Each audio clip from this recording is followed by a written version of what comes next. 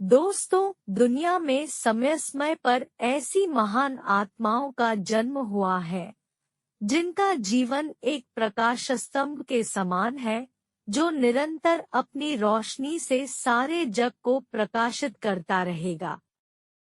ऐसे ही एक प्रकाशपुंज थे महान कर्मयोगी स्वामी विवेकानंद जी। यहाँ उन्हीं के जीवन से जुड़ी कुछ प्रेरक कहानियों को प्रस्तुत किया जा रहा है। हमें आशा है कि ये कहानियाँ आपके जीवन को एक नई दिशा देंगी।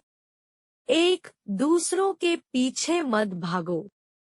एक बार स्वामी जी अपने आश्रम में एक छोटे पालतू कुत्ते के साथ टहल रहे थे। तभी अचानक एक युवक उनके आश्रम में आया और उनके पैरों में झुक गया और कहने लगा, स्वामी जी, मैं अपनी जिंदगी से बड़ा परेशान हूँ। मैं प्रतिदिन पुरुषार्थ करता हूँ, लेकिन आज तक मैं सफलता प्राप्त नहीं कर पाया।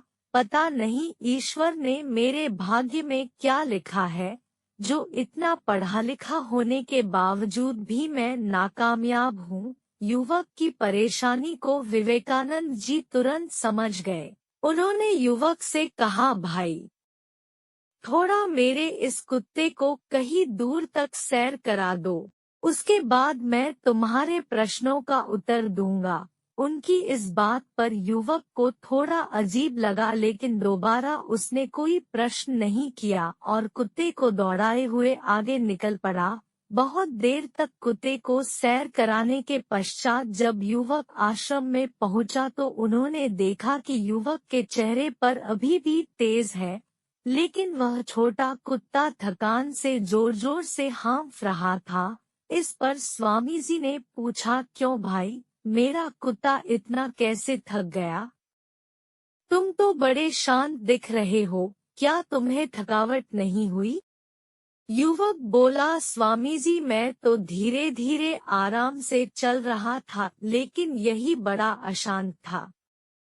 रास्ते में मिलने वाले सारे जानवरों के आगे पीछे दौड़ रहा था, इसीलिए एक जैसी दूरी तय करने के बावजूद भी यह इतना थक गया।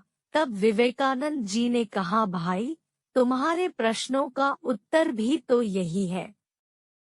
तुम्हारा लक्ष्य तुम्हारे अगल बगल है, वो तुमसे कहीं दूर थोड़ी है, परंतु तुम अपने लक्ष्य का पीछा करना छोड़ अन्य लोगों के आगे पीछे दौड़ते रहते हो और इस तरह तुम जिस चीज को पाना चाहते हो उससे दूर चले जाते हो। युवक उत्तर से संतुष्ट हो गया और अपनी गलती को सुधारने में लग गया।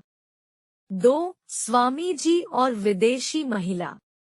स्वामी जी से जुड़ा एक रोचक प्रसंग है। शिकागो विश्व धर्म सम्मेलन के भाषण के बाद विवेकानंद जी विदेशों में काफी लोकप्रिय हो गए थे। उनके वेदांत दर्शन से प्रभावित होकर हजारों लोग उनके शिष्य बन गए थे। उसी समय एक विदेशी महिला उनसे भेंट करने भारत आई।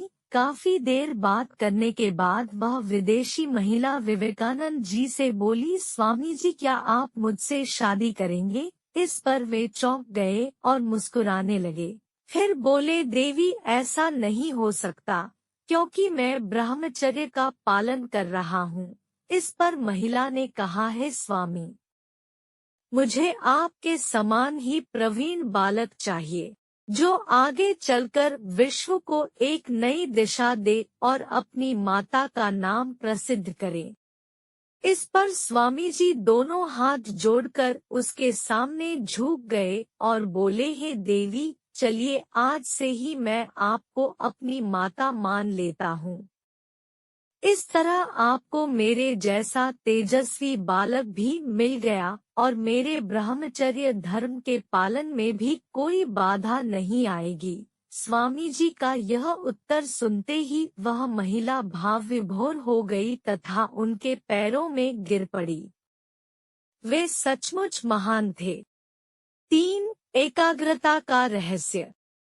स्वामी विवेकानंद और जर्मनी के संस्कृत भाषा के विद्वान प्रोफेसर पाल डायसन संस्कृत साहित्य पर चर्चा कर रहे थे। किसी कारणवश प्रोफेसर साहब को उठकर बाहर जाना पड़ा। स्वामी जी पास पड़ी एक किताब उठाकर उसके पन्ने पलटने लगे। वह कविताओं का संकलन था। वे उसे पढ़ने में लीन हो गए। थोड़ी देर बाद प्रोफेसर डायसन अपना काम निपटाकर लौट आए, लेकिन स्वामी जी किताब पढ़ने में इस कदर खोए थे कि डायसन के लौटने का उन्हें पता ही नहीं चला। कुछ देर बाद डायसन को लगा कि स्वामी जी जानबूझकर उन्हें नजरअंदाज कर रहे हैं। पूरी किताब पढ़ने के बाद जब स्वामी जी ने अपनी गर्दन ऊपर उठाई तो डायसन को सामने बैठकर इंतजार करता पाया। वे बोले, क्षमा कीजिएगा, मैं पढ़ रहा था, इसलिए आप कब आए इसका पता ही नहीं चला।